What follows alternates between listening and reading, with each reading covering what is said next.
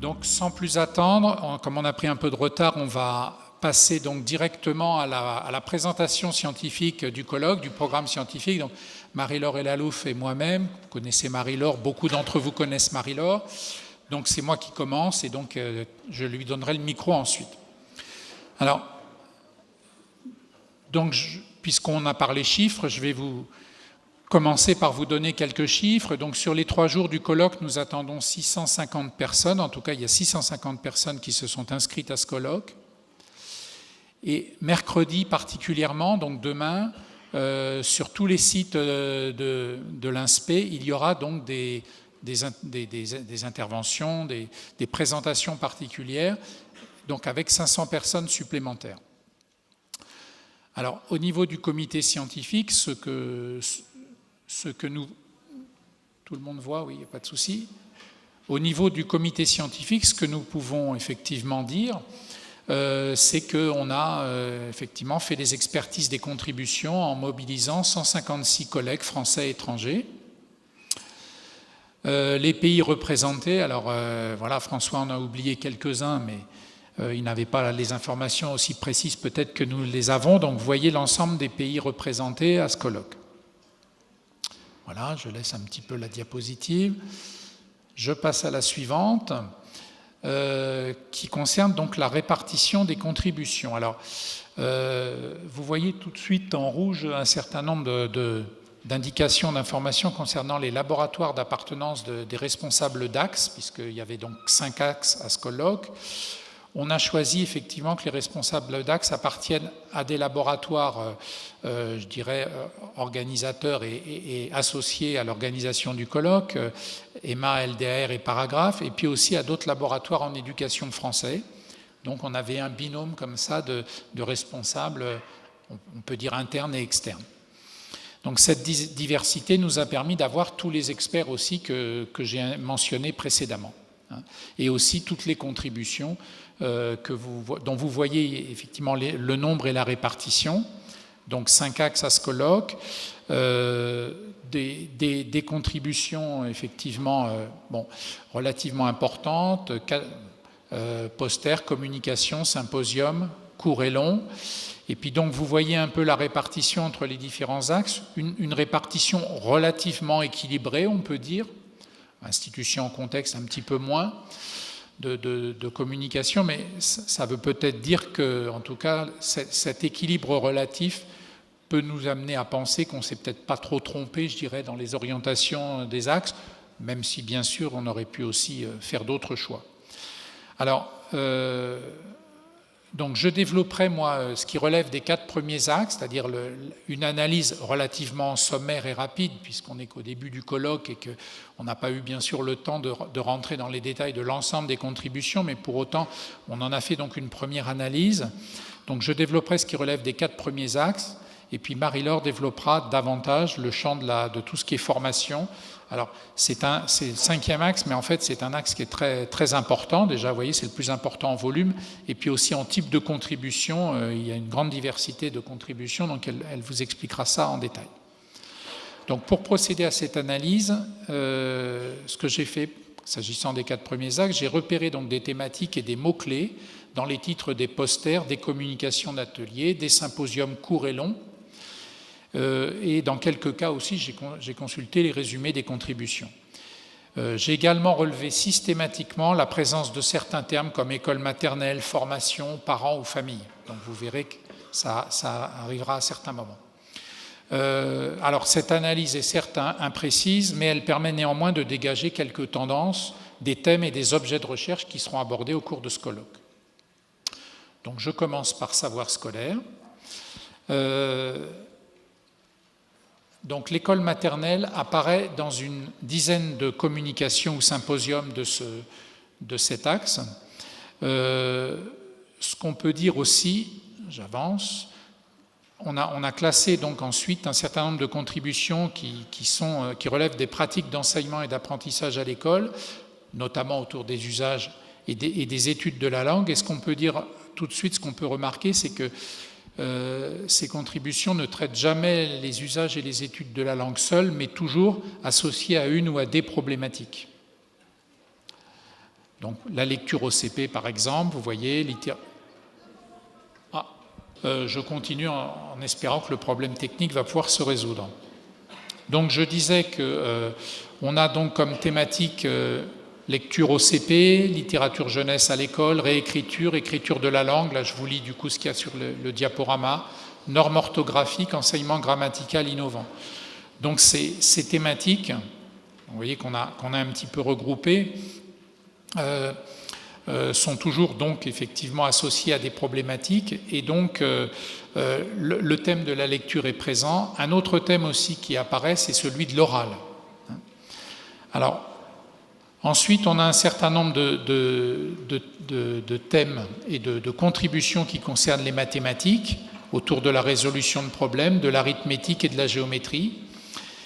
On peut observer également l'importance d'un certain nombre de communications autour de l'histoire et de l'éducation civique, la colonisation, la morale laïque, donc des problématiques vives, le débat, l'écriture philosophique. Autre question vive, les défis scientifiques et l'éducation au développement durable et la culture scientifique. On sait qu'en France, particulièrement à l'école primaire, la question de la culture scientifique, évidemment, est un enjeu tout à fait essentiel. Donc ce sera présent au colloque. D'autres disciplines également sont représentées, l'éducation artistique, les arts plastiques, les activités physiques, la géographie. Voilà. Également, on s'aperçoit qu'un certain nombre d'objets transversaux apparaissent dans différentes disciplines, par exemple le terme de débat, que j'ai déjà cité une fois, mais on le voit apparaître dans d'autres disciplines. Enfin, dans plusieurs disciplines. Donc je continue, je suis désolé que vous n'ayez pas le diaporama, mais je vous le commande, du coup je vous le lis. Donc, diapo suivante, toujours sur cet axe savoir scolaire, on a effectivement des réflexions sur des questions plus globales. Je continue. Donc, réflexion sur des questions plus globales, les effets différenciateurs, savoir et support pédagogique. Donc là, on est sur des disciplines didactique et sociologie. On a également donc des réflexions sur le thème de la scolarisation des élèves en grande pauvreté, sur l'héritage de Frédéric François, linguiste et philosophe, sur le langage de l'enseignant, sur les pratiques d'évaluation, et sur les classes flexibles et les savoirs et les espaces scolaires. Également sur la question du programme de formation des professeurs des écoles pour l'enseignement des mathématiques. Donc je passe au deuxième axe, processus et dispositifs. Dans cet axe, l'école maternelle apparaît dans 5 contributions. Dans les pratiques d'enseignement-apprentissage, on retrouve cette thématique des pratiques d'enseignement-apprentissage à l'école primaire. Les usages et les études de la langue sont abordés, la lecture, l'écriture à travers la description et l'analyse de différents processus et dispositifs. Les contributions qui concernent les mathématiques accordent une place remarquable à la formation des professeurs d'école, dont on sait la nécessité. J'évoquais les sciences, c'est aussi bien sûr valable pour les mathématiques. D'autres dispositifs et disciplines sont également présents, la discussion à visée philosophique, les sciences à l'école, le sport intensif. Voilà. Je passe donc à ma diapo suivante, toujours dans l'axe de processus et dispositifs. Alors, ce qui apparaît assez fort dans cet axe, c'est les usages, les pratiques et les apprentissages autour du numérique. Un certain nombre de contributions concernent cette thématique autour des pratiques instrumentées, des usages du numérique par les enseignants et la formation initiale, logiciels sur tablette pour apprendre à lire, appropriation des enseignants, GraphoLearn, jeu sérieux pour l'apprentissage de la lecture OCP avec une perspective de différenciation, Twicté, appropriation, apprentissage des langues en classe virtuelle, formation des enseignants spécialisés et usage des outils numériques, pratique d'enseignement-apprentissage de l'informatique. Donc, une présence du numérique, vous voyez, conséquente. On a aussi dans cet axe un certain nombre de contributions qui concernent la formation des enseignants, en particulier des enseignants débutants, des décalages entre formation initiale et pratique professionnelle, la formation continue, expérience et analyse de l'activité filmée, l'accompagnement des professeurs des écoles débutants, le savoir-agir langagier professionnel des enseignants débutants. On a également plusieurs contributions tout à fait intéressantes sur la dimension d'équipe enseignante, et notamment comment l'équipe enseignante peut être un outil, un espace de formation. Situation construite en travail collaboratif, effet de formation du dispositif Constellation, qu'évoquait Madame la rectrice, Lesson Studies, collectif de professeurs d'école et pratiques d'enseignement des mathématiques, dispositif de formation à la polyvalence entre pairs. Sur processus et dispositifs, nous avons encore un certain nombre de contributions autour des élèves et avec le thème, le mot-clé d'autorégulation des apprentissages et le mot aussi tout à fait important de malentendu scolaire qu'on connaît bien en sciences de l'éducation. Représentation sur l'apprentissage, autorégulation esprit critique par la pratique musicale, dispositif d'apprentissage autorégulé en arts plastiques, interaction évaluative orale et motivation des élèves, prise de décision et dilemme, esprit critique et malentendu scolaire. Ah, ça y est, c'est revenu, super. Donc, du coup, je ne vais pas avoir besoin de vous lire les diapositives et je vais pouvoir aussi vous livrer mes commentaires. Nous avons également donc dans cet axe des dispositifs en pédagogie alternative à travers les thèmes notamment de l'aménagement de l'espace. Là, on sent que c'est un thème montant. J'évoquais tout à l'heure les espaces scolaires. Il y a plusieurs contributions assez diverses sur cette question de l'aménagement de l'espace. D'autres contributions vont concerner plus généralement le système scolaire. Vous voyez, pardon, je vais trop vite, vous voyez les thématiques qui s'affichent. Je ne les lis pas, mais je vous laisse en prendre connaissance. Donc ça, c'est le deuxième axe. Je passe maintenant au troisième axe, institution en contexte. On a d'abord une série de contributions sur le système scolaire, à travers notamment donc l'école primaire et ses mutations dans différents pays, et également selon le type d'établissement et le territoire, puisqu'apparaît là les milieux ruraux. Également, apparaît ici à ce stade, dans ce troisième axe, des contributions qui s'intéressent à l'élève à l'école maternelle. En Suisse, notamment dans le canton de Vaud, suite à une réforme institutionnelle, plusieurs contributions, symposiums vont traiter de cette question. En France, 2 contributions concernent la direction d'école, sujet ô combien d'actualité, et donc on voit effectivement à travers ces contributions toutes les tensions qui traversent cette fonction. Les territoires périphériques sont également des objets d'étude. Je ne commente pas plus, mais vous voyez les thèmes des contributions qui seront présentés sur ce point. Toujours sur l'axe institution en contexte, il est dominé en fait par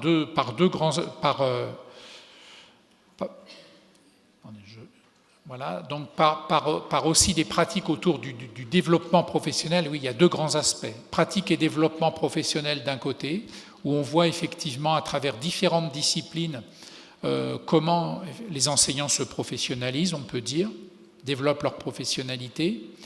Et puis, un autre thème autour de la discipline à l'école, et également effectivement des thématiques autour du développement professionnel des professeurs de façon plus générale, pas forcément axée sur une discipline, autour de l'accompagnement, autour de l'analyse aussi des institutions de formation. Et puis on a un deuxième grand volet qui concerne donc toutes les études qui relèvent des rapports entre prescription et travail, on pourrait dire travail effectif. Et là, dans différents pays, là, on voit que la France n'est pas le seul pays touché par peut-être cette montée en puissance de la prescription, mais en tout cas, il y a un certain nombre de communications qui vont analyser justement cette question des prescriptions et en quoi ces prescriptions modifient le travail enseignant. Voilà, et aussi les évolutions du coup consécutives de ces transformations du travail enseignant dans l'école primaire. Donc on passe à l'axe 4, alternative et en débat. Alors cet axe est dominé par deux grands ensembles. Un premier ensemble qui ne nous étonnera pas autour des pédagogies différentes et alternatives. Alors on retrouve, je dirais, à côté des pratiques issues du courant de l'éducation nouvelle, pédagogie Freinet, pédagogie coopérative, différenciation pédagogique, office central de la coopération à l'école, Montessori, pratiques démocratiques. On retrouve donc ces pratiques je dirais plus habituelles, traditionnelles, enfin le mot est peut-être mal choisi, mais habituelles en tout cas. Et à côté de cela, donc d'autres initiatives autour des pédagogies qu'on peut appeler donc différentes ou alternatives, l'éducation à domicile et l'instruction en famille, la question des écoles privées hors contrat, et puis les écoles de plein air, forest schools, donc aussi le développement de ce type de pratiques pédagogiques. Et à côté de ce premier ensemble, on a un deuxième ensemble de contributions autour de l'inclusion, des difficultés scolaires et des inégalités. Donc vous voyez les thèmes qui s'affichent. Voilà. Donc différentes contributions autour de cette question, de ces questions qui sont parfois justement articulées, et cette articulation nous paraît aussi intéressante. Donc j'ai presque fini. Alternative en débat, il y a encore donc un certain nombre de contributions qui reprennent une thématique qu'on développera dans une des tables rondes, celle de la forme scolaire. Alors avec des termes nouveaux qui apparaissent, entreprenance par exemple, et puis un symposium qui concerne la qualité de vie, culture, pédagogie, corps. Il y a une triple, je dirais, entrée. Et j'ai trouvé intéressant que ces termes-là soient utilisés, alors que dans l'institution, on utilise beaucoup les termes de bienveillance ou de bien-être, ou aussi dans certains travaux de recherche. Là, les collègues qui ont proposé ce symposium, on parle de qualité de vie. Il y a aussi, bien sûr, des contributions qui tournent autour des pratiques d'enseignement-apprentissage à l'école primaire, des contributions qui peuvent faire débat, les ateliers philo, et l'activité expressive des élèves, l'apprentissage de la lecture, l'évaluation. Un certain nombre de contributions concernent aussi les valeurs et les principes de l'école républicaine. Laïcité, formation des professeurs d'école, philo de l'éducation et formation des professeurs, éthique et déontologie de l'enseignement, égalité en éducation physique. Alors, on a une contribution aussi, un symposium qui concerne la question du genre. J'étais hier à l'hommage à Nicole Mosconi, une collègue qui était pionnière sur cette thématique-là, du genre à l'école et des rapports sociaux de sexe, comme elle disait. On a, je dirais, heureusement qu'on a un symposium, mais on peut aussi, je dirais, mettre en débat le fait que, bon, il y a eu cet épisode des ABCD de l'éducation, et puis donc les collègues qui spécialisent de ces questions-là hier me disaient, voilà, il y a eu un creux après ça. On a un symposium, mais peut-être que c'est une question qui a été mise un petit peu de côté, alors qu'à l'école primaire, elle est certainement majeure. La question aussi des familles et des parents est évoquée dans 4 contributions, particulièrement à l'école maternelle, mais aussi en lien avec d'autres professionnels, et puis aussi dans le champ de l'éducation à domicile et de l'instruction en famille. Évidemment, les familles sont, je dirais, aux premières loges de la question. Et puis, il y a aussi des contributions qui concernent l'école maternelle dans cet axe et d'autres qui concernent la formation des professeurs des écoles, notamment des dispositifs alternatifs de formation. Marie-Laure, je vais te donner la parole. Voilà.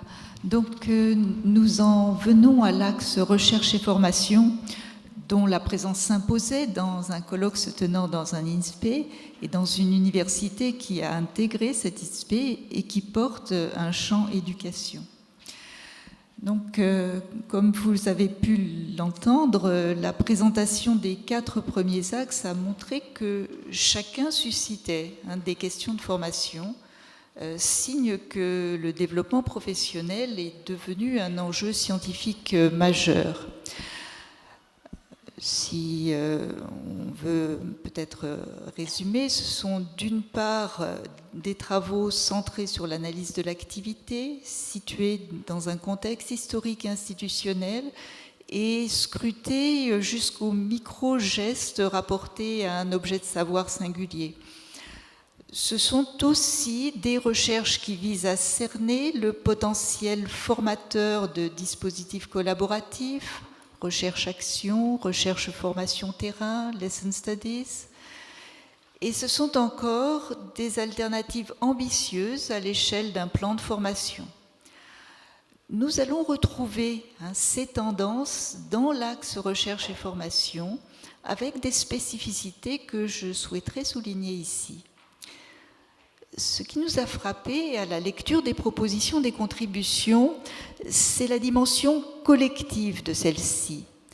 4 propositions sur 5 sont le fait d'équipes, souvent nombreuses et plurielles, pouvant réunir sans ordre de préséance des formateurs universitaires et académiques, des enseignants, des maîtres formateurs, maîtres d'accueil temporaire, conseillers pédagogiques, cadres de l'éducation nationale, des professionnels de l'éducation populaire, des parents, des artistes dans le cadre de partenariats et des chercheurs, ce terme pouvant être pris dans un sens statutaire ou fonctionnel pour rendre compte des dynamiques de mise en œuvre collective. J'espère n'avoir oublié personne dans cette liste qui n'est sans doute pas exhaustive. Nous avons en effet souhaité que les multiples formes que prend cette relation entre recherche et formation trouvent une expression à travers une diversité de formats. Des expérimentations pédagogiques à l'initiative d'équipes d'école, de circonscriptions, de collectifs intermédiaires, de mouvements pédagogiques, de mouvements d'éducation nouvelle ou d'éducation populaire ou d'associations professionnelles, mais aussi des scénarios de formation qui ont commencé d'être documentés dans 2 colloques, en 2006, juste avant l'intégration des IUFM à l'université, puis en 2016, avec le recul des 2 masterisations, et qui aujourd'hui méritent réexamen. Enfin, une modalité originale a trouvé un écho auprès de plusieurs équipes. Ce sont des symposiums recherche-formation visant à rendre compte dans un dispositif filé sur toute l'année, donc la précédente année universitaire, d'une élaboration collective entre chercheurs et formateurs. Et dans un contexte d'incertitude et de difficultés institutionnelles, des équipes pluricatégorielles se sont emparées de cette possibilité pour proposer, à partir de recherches en cours ou venant juste de s'achever, soit un travail d'appropriation critique de cette recherche et la conception de transposition, adaptation pour la formation, soit l'analyse d'un dispositif de formation et son adaptation possible dans un nouveau contexte institutionnel. La richesse des contributions reçues a permis de proposer un programme scientifique le mercredi sur chacun des sites de formation de l'INSPE, en collaboration étroite avec les formateurs de ces sites qui ont apporté également des initiatives propres et qui nous écoutent actuellement, et je les salue pour nous tous.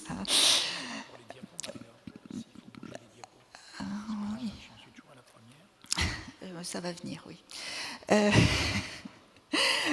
Par avance, donc, nous remercions les collègues communicants qui ont accepté à notre demande de se rendre à Gennevilliers, à Antony, à Saint-Germain-en-Laye, à Évry ou sur le site d'enseignement à distance pour certains de nos collègues ultramarins ou d'outre-Atlantique. Voilà, donc là on passe à la diapositive, c'est bon? Non, c'est bien, c'était bien. Voilà. Donc, pour dire que les contributions reçues couvrent un large spectre de questions professionnelles, donc la relation pédagogique traversée par les problématiques de l'inclusion, les tensions entre autorité, empathie et coopération, la relation entre pédagogie et didactique, illustrée par des scénarios de formation et des expérimentations qui couvrent l'ensemble des domaines d'enseignement, comme j'ai essayé de le recenser. Les interactions entre pratiques scolaires et extrascolaires, pour lesquelles on compte plusieurs contributions, à la fois sur la prise en compte des langues et cultures des élèves et des formés, 4 contributions, sur l'expérience artistique en partenariat, sur la discussion à visée philosophique dans la classe, mais aussi en centre de loisirs, et des approches systémiques qui s'observent dans des dispositifs pensés à la fois en direction des élèves, des collectifs d'école et des parents. Et ces questions professionnelles, tu peux le passer là? Merci. Voilà, ces questions professionnelles, elles sont travaillées dans des recherches collaboratives où se co-construisent des ressources pour la formation. Ce sont par exemple des observatoires des pratiques, des outils d'analyse de l'activité, des recueils de procédures ou de production d'élèves dans des situations didactiques. Certaines contributions s'appuient sur l'analyse d'expérimentations cumulées dans différentes INSPE pour dégager des orientations prospectives. Et elles envisagent notamment des situations intégratrices pour construire les compétences professionnelles d'un enseignant polyvalent dans une société inclusive. Elles soulignent aussi l'importance de la construction d'un continuum de formation de l'université aux premières années de titularisation, mais aussi en formation continue. Donc, s'il fallait dégager un point commun aux contributions de l'axe recherche et formation, je dirais qu'elles témoignent chacune à leur façon de l'importance de partir du point de vue des acteurs sur leurs propres pratiques afin de co-construire collectivement de nouvelles connaissances. C'est ainsi qu'elles entrent en dialogue avec les recherches présentées dans les 4 autres axes et qu'elles manifestent ainsi la vitalité de la recherche sur l'école primaire, ses liens étroits avec le terrain professionnel et avec celui de la formation. Je vous remercie.